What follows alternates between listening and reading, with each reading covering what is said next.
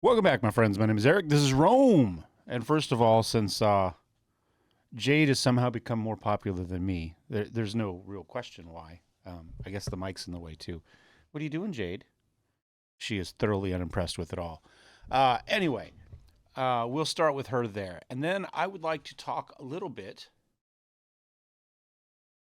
about the Gold Box classics from SSI that happen to be on Steam. So we're going to call this our Gold Box Overview. We're not going to play a game today. We're just going to talk briefly about the Gold Box. And in fact, I'm going to click us down to a different stream here. Yeah, I think that'll be okay. We'll leave the background in instead of green screening it out, just so Jade can continue to impress us. Anyway, so if you go to Steam and you type in Gold Box Classic, you will come to here, and you can see there are a number of bundles in here. There's a Forgotten Realms Archives Collection 1 with the Eye of the Beholder trilogy. There's Collection 2 with Pools of Radiance, Curse of the Azure Bonds, Hills Far, Secret of the Silver Blades, Pools of Darkness, Gateway to the Savage Frontier, Treasures of the Savage Frontier, and Forgotten Realms Unlimited Adventure. And then Collection 3 gives you Dungeon Hack and Menzoberranzan, and this covers kind of their transition from SSI to Dreamforge. There's the Ravenloft series, there's the Cridden series, and there's the Dark Sun series. Now, as far as how many of these I remember actually playing, I remember playing Dark Sun. I know I played Pools of Radiance, Curse of Azure Bonds, Hills Far, maybe Pools of Darkness and Silver Blades. I think I played the Eye of the Beholder, and I'm pretty sure I played Menzoberranzan. I haven't played all of these by any stretch, and I remember very little of them. If we play, I'm sure it will come back to us. So that's what we got. So now let's go ahead and take a look at collections. Where's my collections? Pen and paper. You can see there's a couple kind of Shadowrun. There's a couple games here based on this stuff. Let's go ahead and look at Collection 3, right? That's the one with Menzoberranzan. So if we go here and we take a look at Manage, Browse Local Files, and we go to Games, and then we go to we'll look at Menzoberranzan.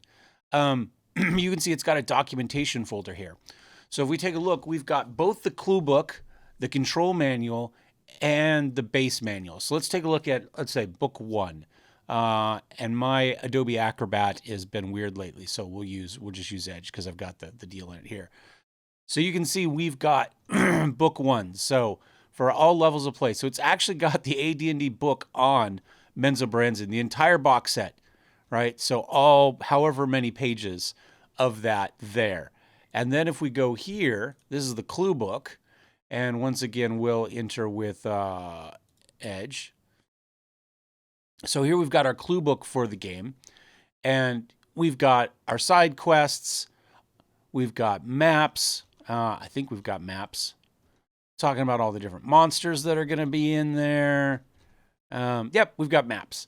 So we've got all that sort of good stuff. Here, let's see what here's our controls. This is what we would consider the manual nowadays. It's funny how it used to be you always got this huge pack of books, and that was just as important as anything else, Ultima 4 gave you that cloth map as well as your Ankh, which I still have hanging up right over there, actually.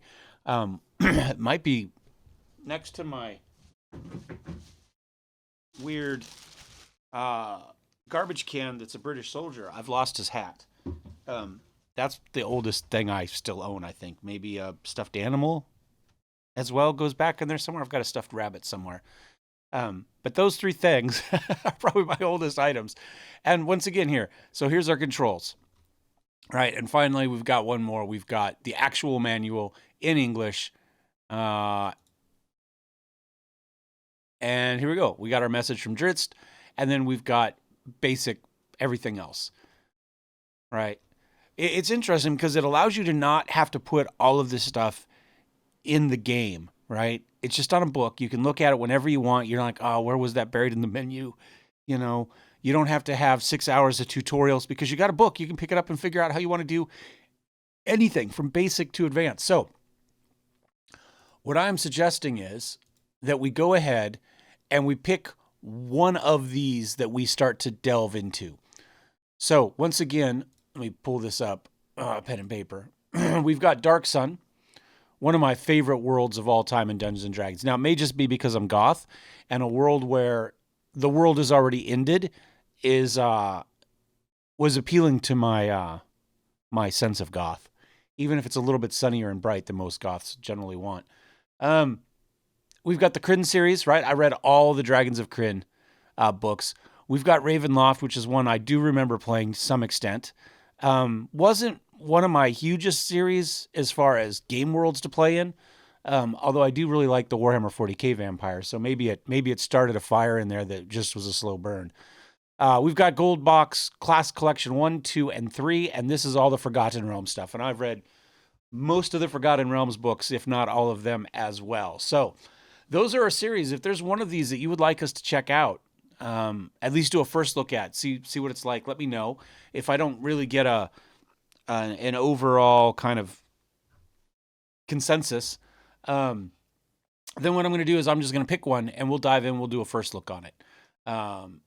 Maybe we'll do Eye of the Beholder, since that seems to be maybe one of the most classic ones as far as I remember. But you know what? You guys let me know. And that'll be my plan going forward. So this is just kind of a quick overview of what's available and the types of stuff you get with the game, because we've been having this discussion within the first look for Wizardry over those clue books and that sort of stuff. And can you find them and how much money they go for on eBay and that sort of stuff. So anyway, just a quick overview of the Gold Box set, what's available on Steam. I believe GOG also has these on it. I don't know what all comes with the GOG. I guess I could take a look. I've got Good Old Games too. I'd rather not pay for both games twice, but you get the idea. And we'll see you guys next time. Cheers.